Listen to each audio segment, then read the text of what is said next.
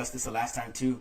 They want to get out and go to the long distance jobs and positions, and lack the presence in their home to give their kids everything they didn't have, right, including a relationship with their father.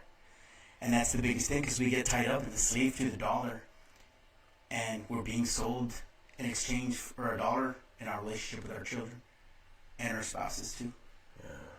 Yeah, we did talk about that last time, and it's not, dude. It's never intended to like knock anybody who, No, or like it's not. dudes who go out and like work out in the oil fields, or welding. No. A lot of people, they got to go.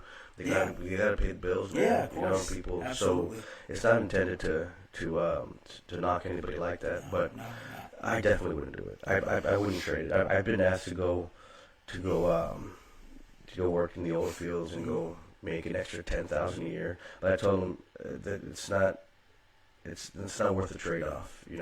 It's not worth the trade off. I mean, when I was in the military. I was in the military for a shy of 9 years, and I don't have any kids at that time. I didn't have any kids, but I had nephew nieces, and they grew up so fast, man. And I missed them so much when I was away. I came back like, wow, you guys are grown.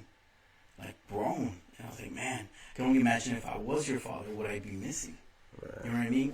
Or not just that, but other soldiers that put their country first, and they're having kids, and they're away. Their wives having the kids without them, and they can't see their son or daughter. That's what they call a sacrifice, man. Yeah, it's a sacrifice, and I know it's important that we make sacrifices, and I just don't feel that these positions should be something that are long lasting. You know what I mean? Right. Maybe like for 2 years, 3 years to help you, or every other year. Yeah, I know I got to go for this year. I'm good. Yeah.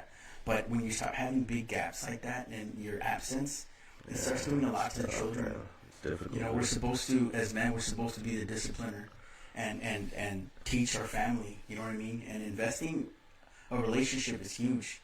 But again, when your son comes up to you, you're a different man than a lot of other men, and so am I. When I come up to my stepson or you and your son, I'll love on him. I'll hug on him. I'll tell him that I love him. I tell him how special he is to me, and I hug on him, so he knows that I love him. I do get on him, of course, but it's a balance. It's a horrible thing when you hear, oh yeah, well, our dad was never the kind to like show us he loves us or to call us on his birthdays. You're just like, what? It's like, man, how is that mentality, like that numbness?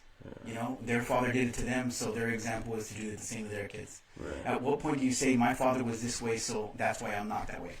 Let me tell you a quick story real quick. There were some twin brothers, and the twin brothers were beautiful baby boys, and they had a dad who was a huge alcoholic. I mean, this guy would, drink all day and night.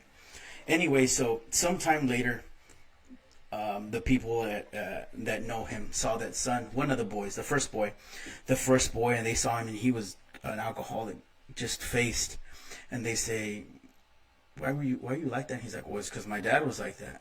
So he was an alcoholic himself. And another time they saw the second twin boy, and they were like, wow, man. He's like, you don't drink at all? He's like, nope, I don't. He's like, why? He's like, well, because my dad was an alcoholic.